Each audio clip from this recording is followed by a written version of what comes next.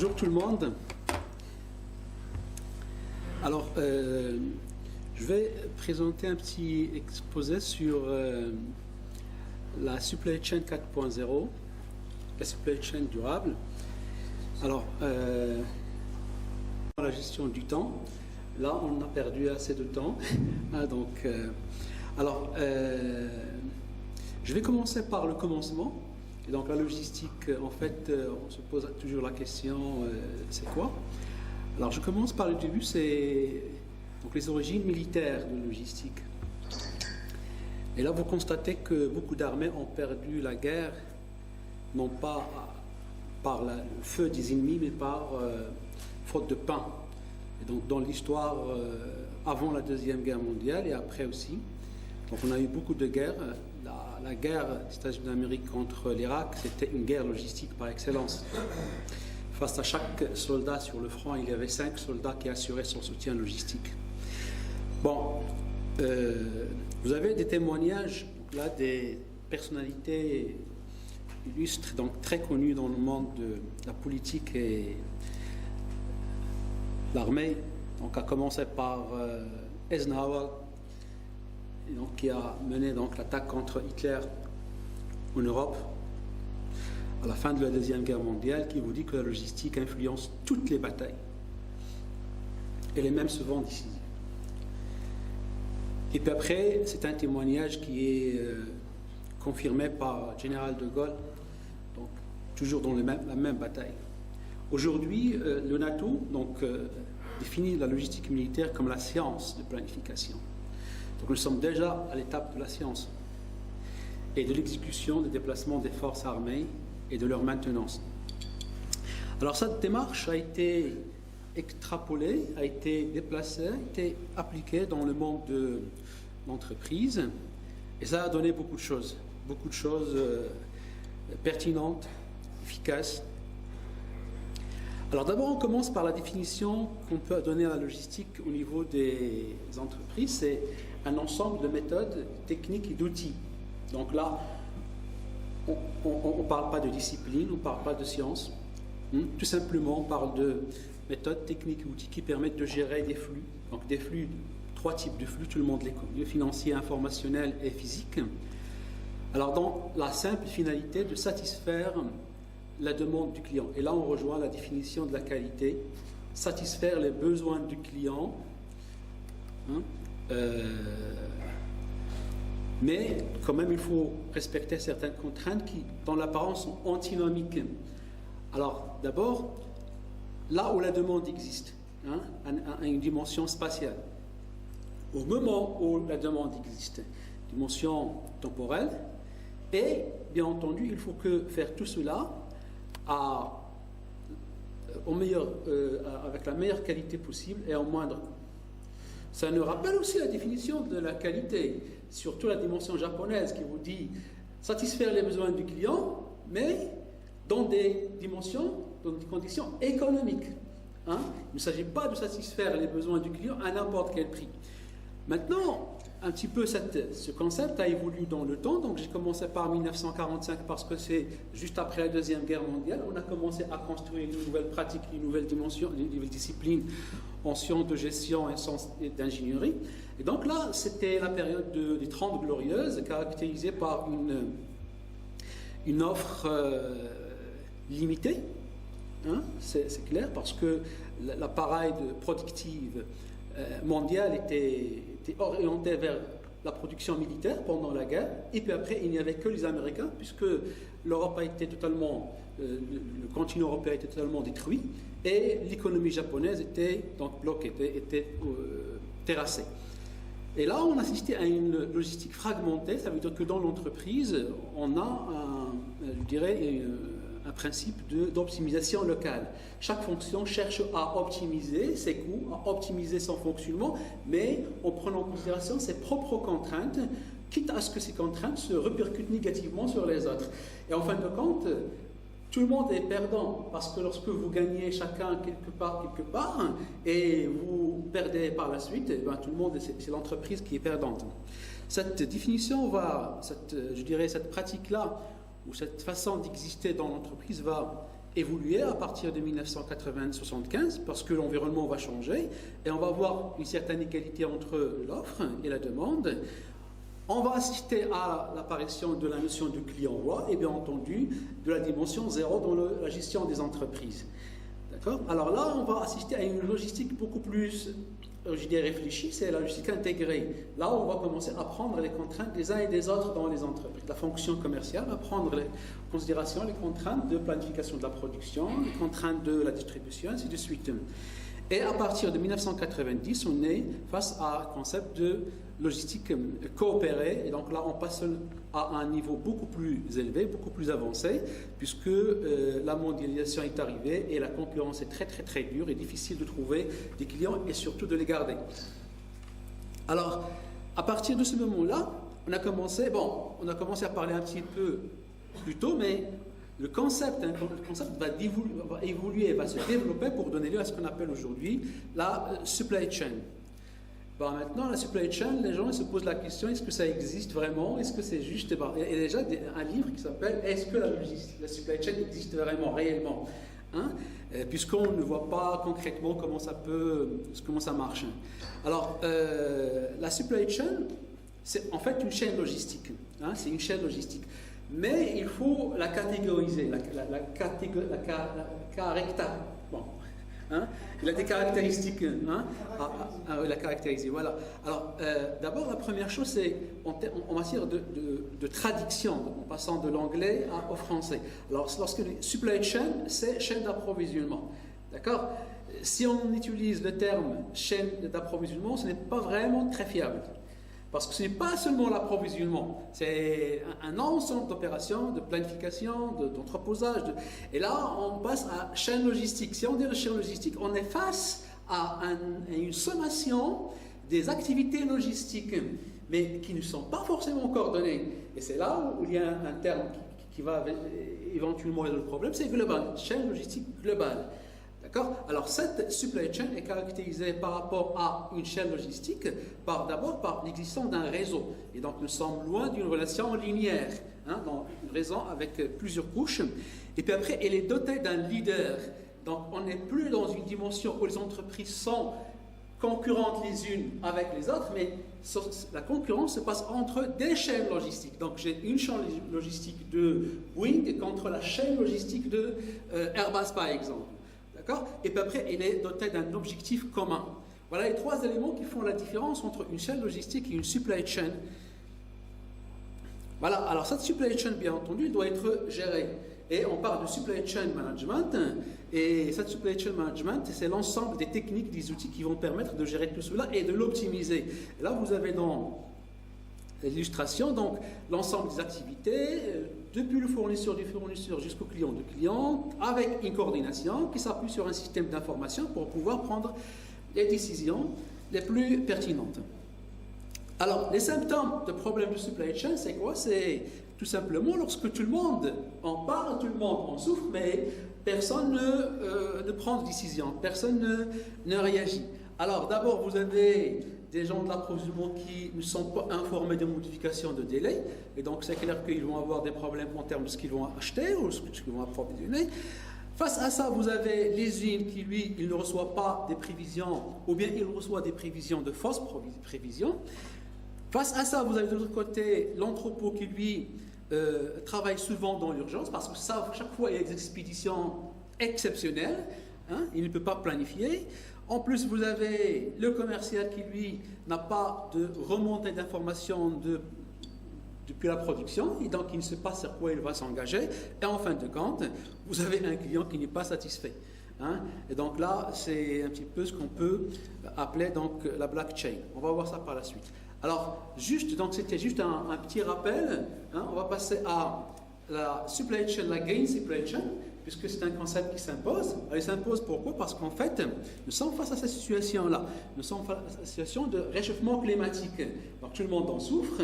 Et là, vous avez les COP, donc les conférences des parties de Paris, donc COP 21, et ça a été rappelé la conférence de Copenhague 26. Donc il a dit que le réchauffement climatique ne doit pas dépasser 1,5. Mais là, à l'horizon 2100. Alors la mauvaise nouvelle, c'est qu'aujourd'hui, on vous dit qu'il y a un rapport de la Commission mondiale de réchauffement climatique qui vous dit qu'il y a risque que ce 1,5% soit atteint entre 2030 et 2050. Ça veut dire que c'est beaucoup plus précoce que ce qui a été prévu. Et donc là, à partir de ce dépassement, il y a risque de détérioration irréversible pour la planète. Ce qui est intéressant de savoir maintenant par rapport à ce que nous faisons, c'est que l'Agence américaine de la protection de l'environnement nous dit que les supply chains des organisations représentent 90% de leurs émissions. Ça veut dire que ce qu'on émet à partir, donc à l'extérieur des murs de l'entreprise, est 90% du fois par rapport à ce qu'on émet à l'intérieur. Et donc, qu'est-ce qu'on fait à l'extérieur? C'est l'entreposage, c'est le stockage, c'est le transport, c'est beaucoup d'activités qui sont générées par notre activité. Et que les émissions de gaz à effet de serre de la supply chain sont en moyenne 5 fois plus élevées que les émissions directes de l'entreprise. Et donc, on a intérêt à s'attaquer au supply chain. On ne travaille pas seul, on travaille avec un ensemble. Alors, dans cette supply chain, il y a un maillon fort, c'est le transport. Eh bien, tout le monde utilise le transport. Et là, il y a un problème parce qu'en fait, le transport est responsable de 75% des émissions, plutôt, je m'excuse, de 15% des émissions mondiales, de 21%, désolé, 21% des émissions de l'ensemble des industries, des activités humanitaires sur la planète. Dans ces 21%, il y a un gros consommateur des énergies fossiles et donc des émissions. Donc un grand responsable des émissions, c'est le transport routier qui représente quand même 75% par rapport à ce qu'on peut imaginer, par rapport notamment au transport aérien. Là, vous avez des données chiffrées, vous avez le transport aérien, il est responsable à peine de 11%, maritime 10% et ferroviaire le plus propre 1%. Les autres modes de transport, notamment les pipelines, qui transportent les gaz et les pétroles, ils sont quand même responsables de 2,2% des émissions de gaz à effet de serre. Alors, les émissions mondiales de CO2 transportent, donc dans les scénarios les plus optimistes, là, on est face à cette situation-là. Si on arrive à respecter la hausse des émissions de gaz à effet de serre, donc à la limite de 1,5%, on peut se retrouver en 2070 dans cette situation-là. Chose qui n'est pas vraiment sûre. Donc c'est un scénario des plus optimistes. D'accord? Et donc, de ce fait-là, pour réduire ces émissions, il faut s'intéresser à la supply chain du côté durable, dans le côté, bien entendu, des émissions. On parle de la green supply chain. Et donc, cette green supply chain, je vais être très bref sur ça. Donc, c'est juste l'adoption des pratiques vertes dans la gestion des supply chains, comme, par exemple, donc vous avez la conception verte, les achats verts, la production verte, le transport vert.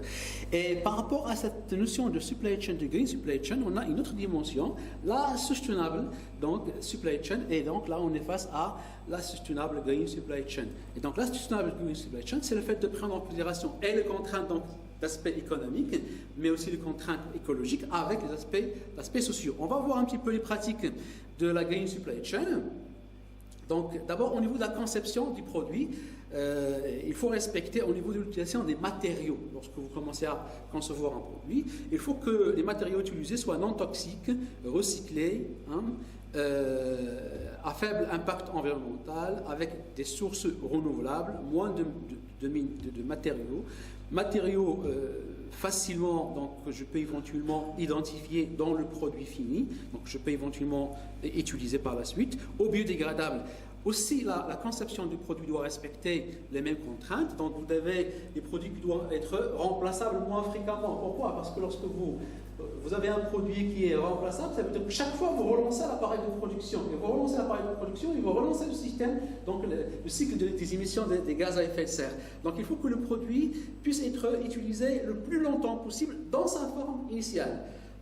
Ensuite, vous avez la durée de vie utile doit être maximale.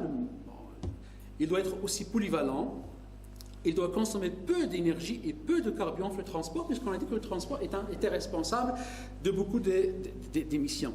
Il y a aussi cette notion de durabilité et doit être respectée, ce n'est pas seulement pour le produit, mais dans le processus de fabrication lui-même. Comment on réalise ces produits? Alors, il faut recourir aux technologies non polluantes. Et donc là, ça nous rappelle un petit peu les énergies renouvelables. Ça nous rappelle l'hydrogène vert, par exemple, donc, pour pouvoir réaliser des produits écologiques. Alors, je respecte, et je passe rapidement. Alors, il y a aussi les achats verts, et là, c'est quelque chose qui est extrêmement important parce que vous achetez sur toute la planète. Lorsque vous dites supply chain, ça veut dire que tout le monde achète au prix de tout le monde, sur toute la planète. Les Marocains achètent chez les Indiens chez les Chinois chez les Américains, ainsi de suite. Et vous générez des flux. Lorsque vous générez des flux, automatiquement, vous générez des émissions avec. Et donc là, il y a un certain ensemble d'éléments à respecter. Alors, il faut se focaliser sur la réduction de l'impact des produits et services sur la santé de l'homme et de l'environnement, mais il y a une définition beaucoup plus importante et beaucoup plus intéressante, apportée par l'ISO 20400, qui nous dit que achat responsable, et là on assimile achat responsable à achat vert, pour dire est un achat effectué en s'assurant que les produits et services acquis par une organisation ont les plus faibles impacts négatifs et les impacts environnementaux, sociaux et économiques les plus positifs possibles. Et donc là, on a pris la dimension doublement. Il ne faut pas seulement émettre moins, mais aussi il faut être positif de l'autre côté. Et ça, c'est très important. Alors, maintenant, au niveau de l'achat vert, donc on a trois grands principes à respecter. Donc, ça doit respecter l'environnement, ça doit respecter le volet social et économique. On va revenir sur ça par la suite, si vous l'autorisez, bien sûr. Mais il y a quelque chose qui est très important lorsqu'on fait des achats, et je reviens à ce qui a été dit par le professeur Bouhami tout à l'heure, le professeur Gizazi, c'est notamment la notion de cycle de vie d'achat de produits. Alors, lorsqu'on faisait des calculs au niveau des achats, on prenait en considération le coût de possession global. Alors, le coût de possession global, il prend en considération les charges supportées par un produit durant sa durée de vie.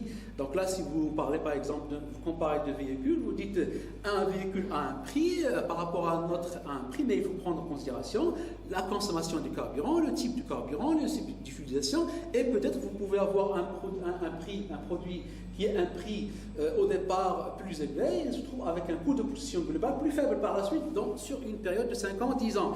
Mais ce qui est plus intéressant dans cette dimension, c'est de passer de coût de possession global à coût en termes de cycle de vie, c'est que vous prenez en plus de cas le coût externe de l'environnement généré par l'achat. Alors, lorsque vous achetez, vous générez des pollutions atmosphériques. Ça nous renvoie directement vers ce qu'on appelle aujourd'hui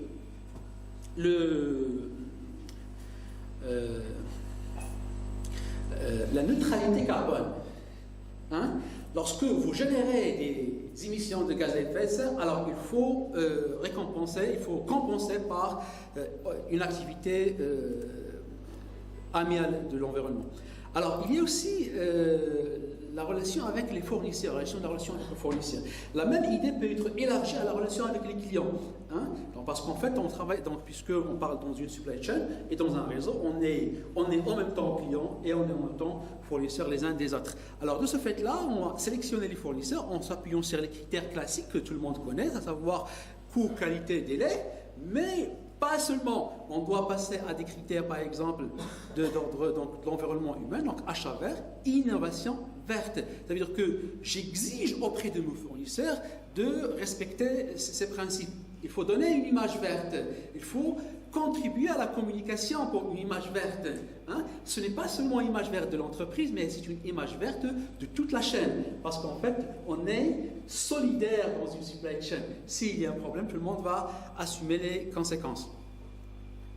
Alors, la CDP, c'est une association américaine qui a lancé une enquête auprès de 7000 fournisseurs pour les 125 grandes boîtes américaines, notamment Walmart, numéro 1 mondial de la grande distribution, L'Oréal, Samsung Electronics. Et voilà le constat, pour savoir un petit peu que travailler avec les fournisseurs, c'est quelque chose qui est hyper intéressant pour la supply chain verte. Alors, si on passe d'une consommation de l'électricité renouvelée de sources renouvelables de 11% à 31%, on peut faire gagner à la planète 1 milliard de tonnes d'émissions de gaz à effet de serre par an.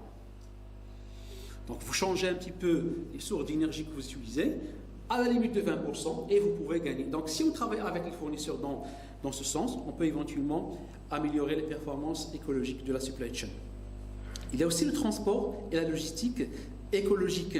Et là, il s'agit d'optimiser les réseaux de distribution. Ça me rappelle un petit peu le problème de tournée des véhicules dans des villes comme Rabat, comme Casa, comme Fès, comme Marrakech, comme et ainsi de suite. Et donc, ça génère énormément des émissions, de la congestion, des problèmes, des accidents, ainsi de suite. Donc là, il faut éventuellement respecter ces principes-là. Donc, optimiser les trajets, améliorer le taux de remplissage des véhicules. Si vous roulez toujours avec des véhicules à 50%, 60% à vie, c'est clair que vous imitez des gaz pour rien.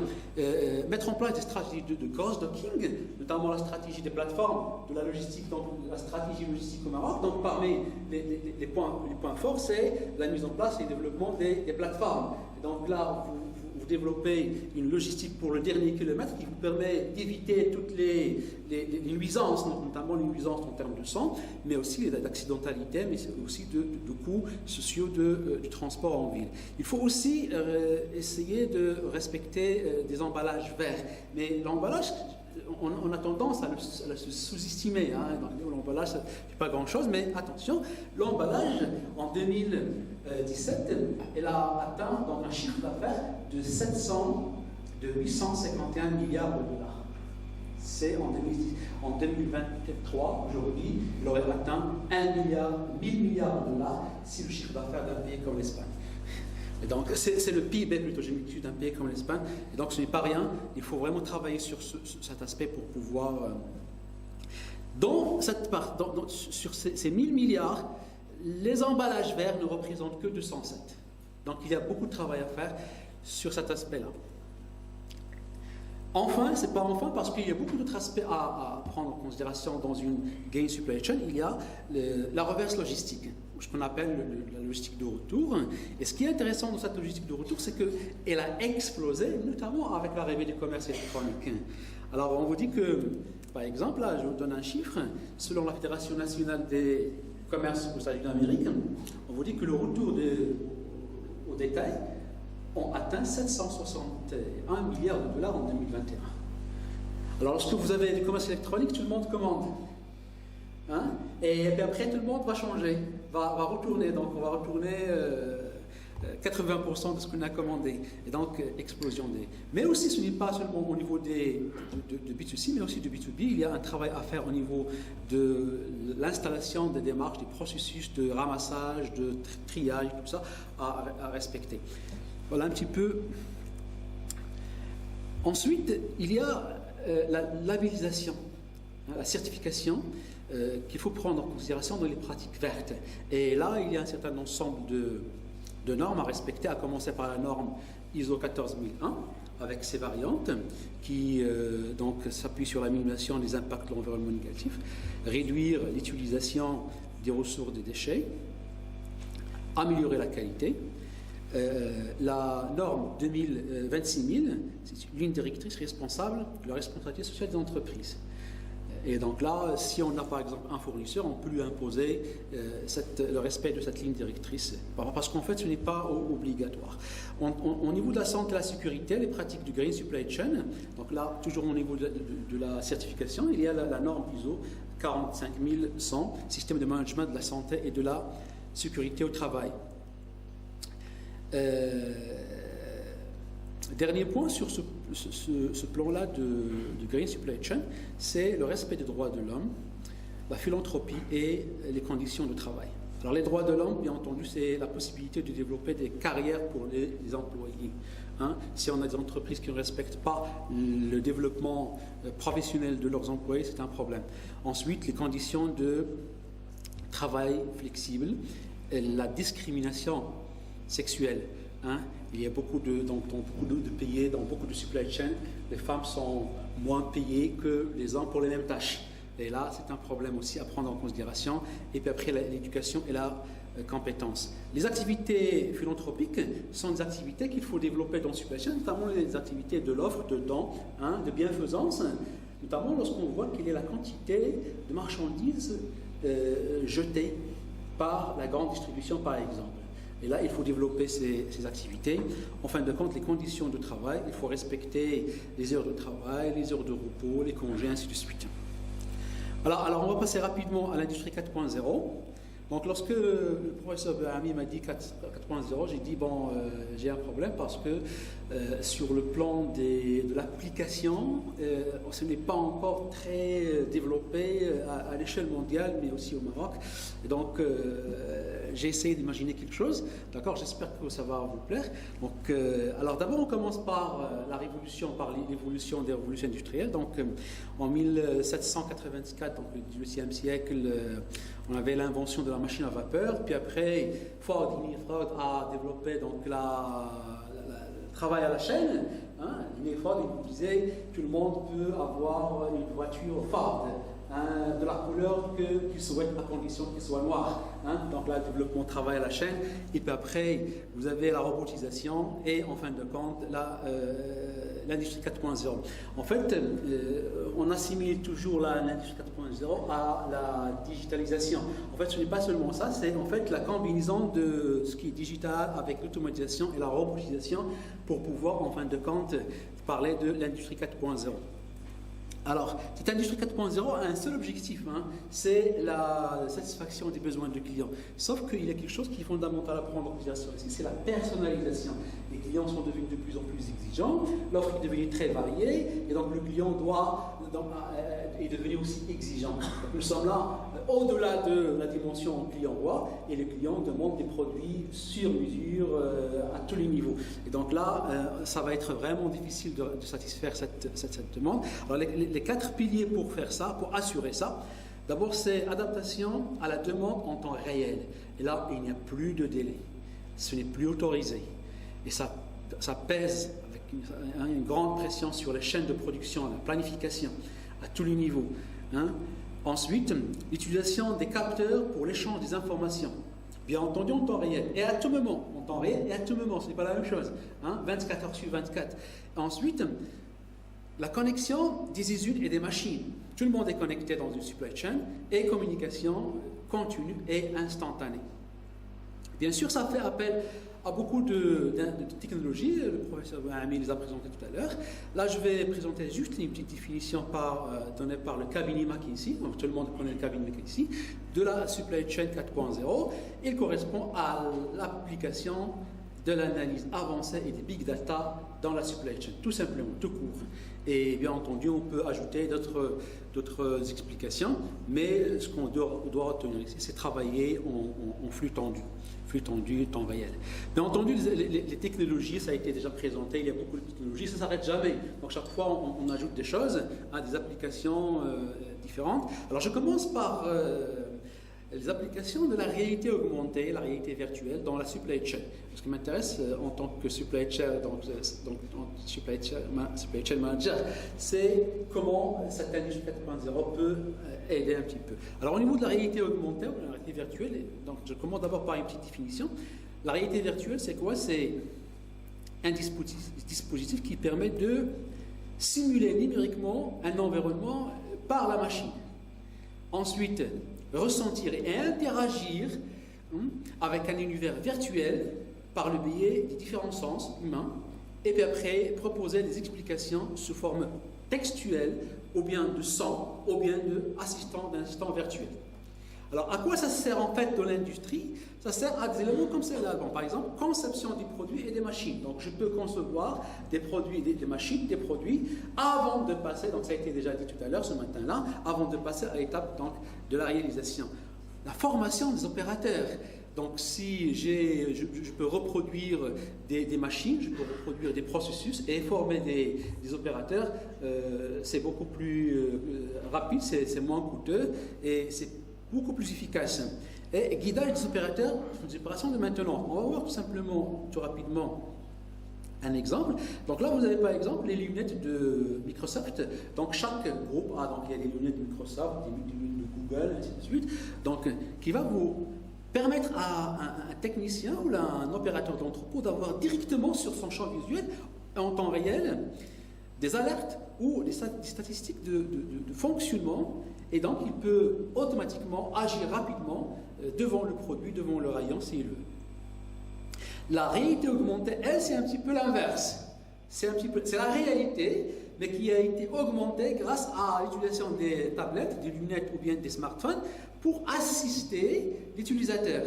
Donc là, par exemple, si vous voyez dans cette image-là, vous avez une machine, mais lorsque je pointe la tablette, elle va me donner plus d'informations sur le produit. Et donc, là, je peux éventuellement intervenir dans les opérations de maintenance de façon beaucoup plus efficace. Alors, là, vous avez un petit peu qu'est-ce qu'on peut faire de cette technologie dans l'entrepôt. Alors, visualiser en temps réel la capacité de stockage de l'entrepôt. On a des entrepôts maintenant qui vont jusqu'à 80 mètres de haut, donc vous imaginez, c'est quelque chose qui est énorme. Et si on n'a pas assez de données, si on n'a pas assez de moyens, on ne peut pas les gérer. Optimiser l'espace disponible en fonction des inventaires réalisés. Identifier les emplacements stratégiques en termes des gains d'espace et de coûts. Alors, l'emplacement, c'est un élément stratégique, c'est un élément fondamental dans la gestion d'un entrepôt. Hein? Si vous avez un entrepôt, si vous ne faites pas attention, alors bonjour, les produits, on peut les déposer n'importe où, et par la suite, on ne peut pas faire un inventaire, on ne peut pas savoir où sont les produits, on ne peut pas les retrouver, et donc on va faire des retards sur la préparation des commandes. Alors là, vous avez DHL plutôt, je m'excuse, qui vous parle de picking. L'opération de picking, c'est l'opération d'enlèvement. Hein, et donc, qui est donc à quelques secondes près. Donc là, on travaille sur des marges de temps très courtes. Donc là, il vous dit que entre 55 et 65% du temps dans un entrepôt est utilisé et dédié à une opération de picking. Aux opérations de picking, voilà. Et donc, c'est quelque chose qui est fondamental à soigner. Donc là, vous avez un exemple d'un employé en se déplaçant dans Alors, le machine learning et la vision artificielle permettent de localiser rapidement un produit. Alors, auparavant, on utilisait des technologies un petit peu, je dirais, basiques. On va se déplacer dans l'entrepôt avec des trottinettes, avec des vélos, pour faire plus rapidement. Maintenant, si vous avez des produits qui sont associés à FedEx, par exemple, le produit va vous appeler, va vous dire je suis là. Donc, vous n'avez pas besoin de chercher, ainsi de suite. Grâce aux lunettes plutôt connectées, l'opérateur est guidé de manière à trouver le chemin le plus court. Et bien, lorsque vous avez des entrepôts qui s'étalent sur plusieurs hectares, vous imaginez un petit peu le gain de temps que vous pouvez réaliser en choisissant le chemin le plus court. Alors là, il y a une vidéo, je ne sais pas, est-ce que je la programme, parce que là, je vois que j'ai pris beaucoup de temps. Je passe. Je passe. Donc là, vous avez juste une vidéo sur HDL et sur. Donc je vais juste un petit peu. Il y a beaucoup de choses à voir. Alors voilà.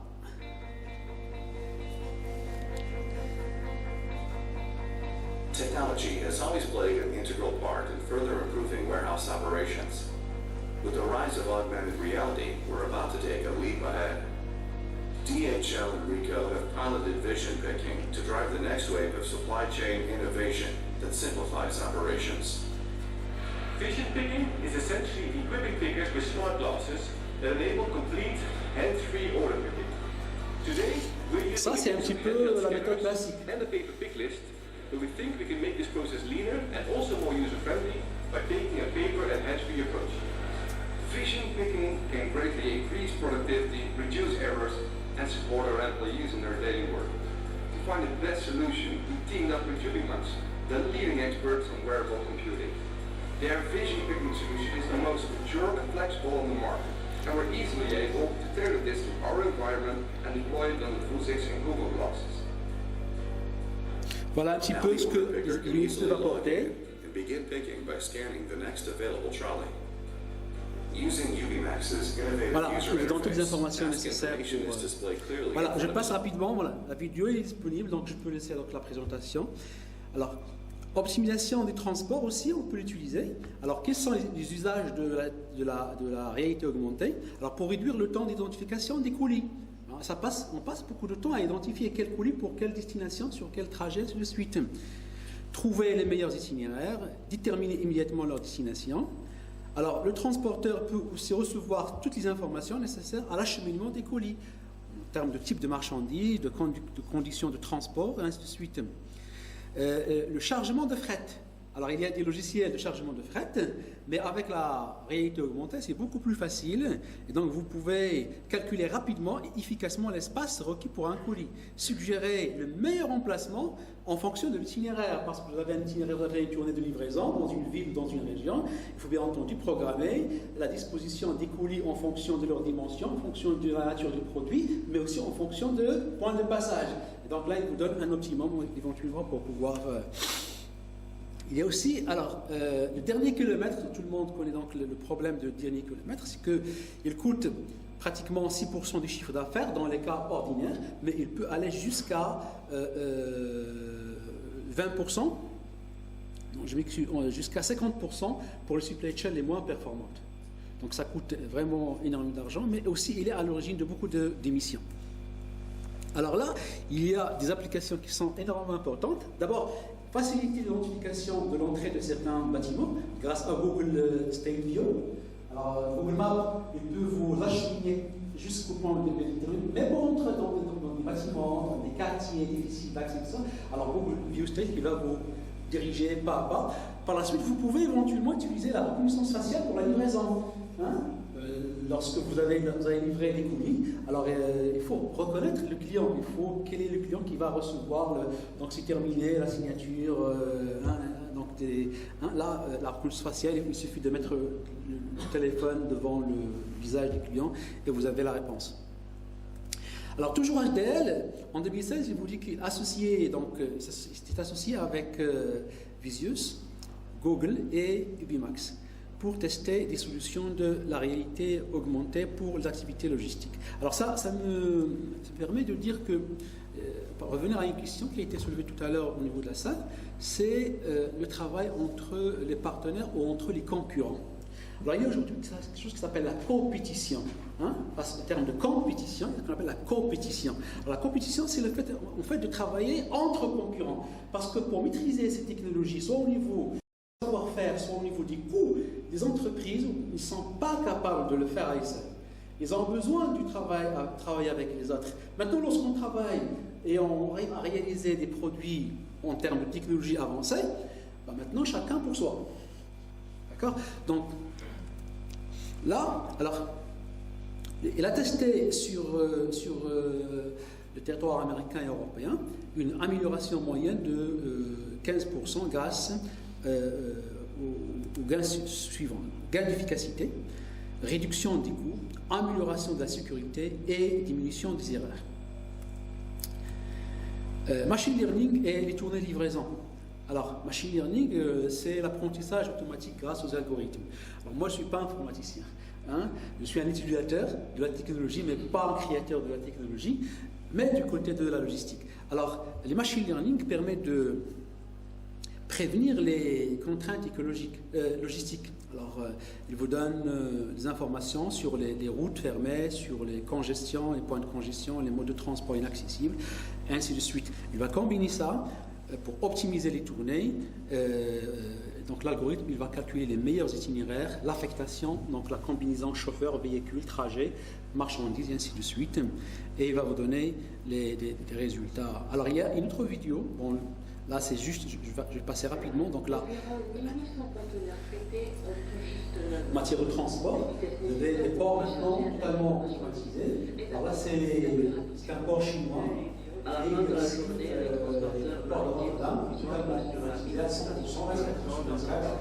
en puissance humaine, et qui va assurer l'ensemble de la capacité de chargement des charges libres. Grâce à un système programmé. Déjà dans un terminal manuel, mais le sont sur la voie pour dépasser ce qui arrive au niveau manuel. Donc là c'est le machine learning, parce qu'en fait, on vous dit que là, on n'a pas encore atteint le niveau de la performance manuelle. Mais les machines, ils apprennent. À un certain moment, on va dépasser la performance manuelle. Donc je passe rapidement. L'Internet des objets. L'Internet des objets et la supply chain 4.0. Alors, tout le monde, j'imagine, connaît un petit peu l'Internet des objets. Il suffit donc d'utiliser des capteurs pour éventuellement communiquer avec les différents objets. Alors, les capteurs RFID, GPS, permettent de mieux maîtriser la température de stockage et de transport. Et ça, c'est très important, notamment pour les produits agroalimentaires périssables. Donc, vous pouvez connaître la température de votre produit là où il se trouve sur la planète, en temps réel. Et ça, c'est formidable. On va voir un petit peu comment ça peut aider. Et le temps de passer dans les transports pour respecter le délai. Alors, parce que là, j'avais une présentation 3 fois beaucoup plus costaud. Et là, j'ai fait beaucoup de... Alors, d'accord. Alors, le cloud manufacturing, c'est dans ce qu'on appelle aujourd'hui la smart supply chain. Alors, la smart supply chain, elle va vous permettre de... Regardez, c'est très important, d'envoyer des signaux de l'offre et de la demande tout au long de la supply chain en temps réel et qui va permettre de réagir en cas de pénurie de matières premières quelque part dans votre supply chain, en Inde, en Chine, hein, vous savez, là où il y a un problème, là où il y a une hausse de la demande, hein, il y a par exemple, hausse de demande cyclique à cause d'une période, par exemple, le Ramadan, une fête, quelque chose comme ça, donc ça peut éventuellement, ou bien aussi à cause des perturbations, soit à cause des problèmes, des catastrophes naturelles, comme aujourd'hui nous sommes en train de vivre un petit peu dans le sillage des perturbations causées au niveau des différentes supply chains à cause de la Covid, combinée à la guerre en Ukraine et au tremblement de terre en Turquie. Et les tomates font 12 dirhams, bien que c'est ça. Alors, je vous donne un exemple concernant aussi le transport international. Alors, tout le monde connaît le canal de Suez. Je vous le présente rapidement en termes de chiffres. Alors, c'est 7,9 milliards de dollars de chiffre d'affaires pour l'économie égyptienne. Et donc, il fait passer pratiquement entre 10 et 14% du transport mondial de marchandises. Alors, en 2021 plutôt, je m'excuse, il y avait un blocage du canal à cause de le porte-conteneur Evergreen, voilà, a échoué, et donc il a bloqué le passage et des centaines de navires se sont trouvés bloqués de part et d'autre. Alors maintenant, quel est l'impact de ce phénomène-là, de cet accident, sur l'économie mondiale? Alors, ce qui s'est passé, c'est qu'il y avait une application Blue Lander, il est connu, vous pouvez la chercher, d'intelligence artificielle qui a pu calculer en temps réel, regardez, a réussi à prédire l'impact exact du retard sur la production, donc les chaînes de production, la planification à l'échelle mondiale, les ventes et les opérations de ses clients. Donc c'est formidable.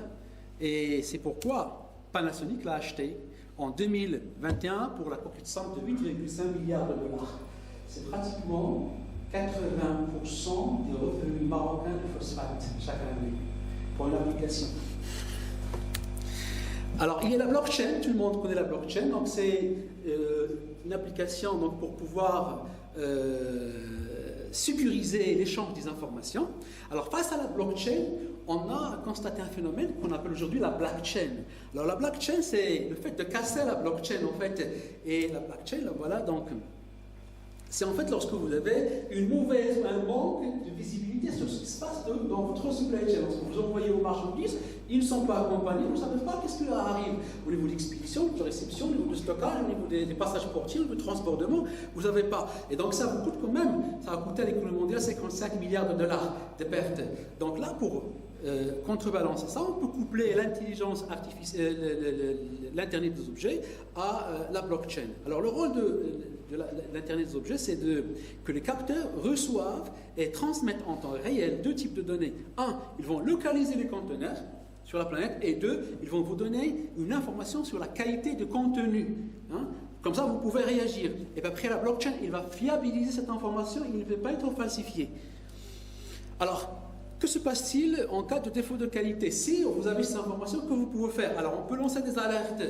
Et l'alerte, c'est quoi? C'est que, d'abord, vous pouvez déclencher des processus de blocage du produit sur place. Vous dites, le conteneur est en Turquie, il faut laisser en Turquie. Deuxièmement, vous dites, il faut lancer une démarche visant à arrêter ou à limiter les dysfonctionnements. Troisièmement, déclencher le réapprovisionnement pour éviter des problèmes de retard. Quatrièmement, trouver des débouchés pour les produits périmés. Et ça, c'est très important parce qu'au lieu de jeter des produits, on peut éventuellement les recycler, les relancer dans un autre cycle. Par exemple, la production d'aliments pour le bétail. Hein? Et donc là, c'est hyper intéressant. Et en fin de compte, si on a besoin de rappeler les produits, on peut les localiser. Hein, donc, pour rappel, les rappels des voitures, des véhicules, notamment les constructeurs automobiles, on a besoin de rappeler la même chose pour l'industrie alimentaire. On peut savoir là où il y a un problème, éventuellement rappeler les produits rapidement et de façon fiable. Alors, là, il y a beaucoup de... Je ne sais pas. Je crois que je dois m'arrêter. Bon, il y a beaucoup de choses dans la présentation. Dans tous les cas, il est professeur Wahami. Je m'excuse si j'étais long. Alors, il y a juste quelque chose que je dois vous montrer, c'est ça, c'est la supply chain 4.0 ne connaît pas que le succès, il connaît aussi des échecs. Et là, aujourd'hui, nous sommes le 21 mars. Ben, le 31 mars, la plateforme TradeX va s'arrêter, qui est le fruit du travail entre Blackstream, le géant mondial, et IBM, qui a été mis en place en 2018 pour résoudre les problèmes de la supply chain au niveau mondial. Donc là, vous avez des informations. Et malheureusement, ça n'a pas marché parce que ça coûte très cher. Et il faut l'implication de tout le monde, les expéditeurs, les armateurs, les ports, les douanes. Donc tout le monde doit contribuer pour pouvoir réussir ce challenge. Sinon, ça ne marche pas. Voilà un petit peu, je m'arrête là, s'il y a des questions. Donc, j'espère...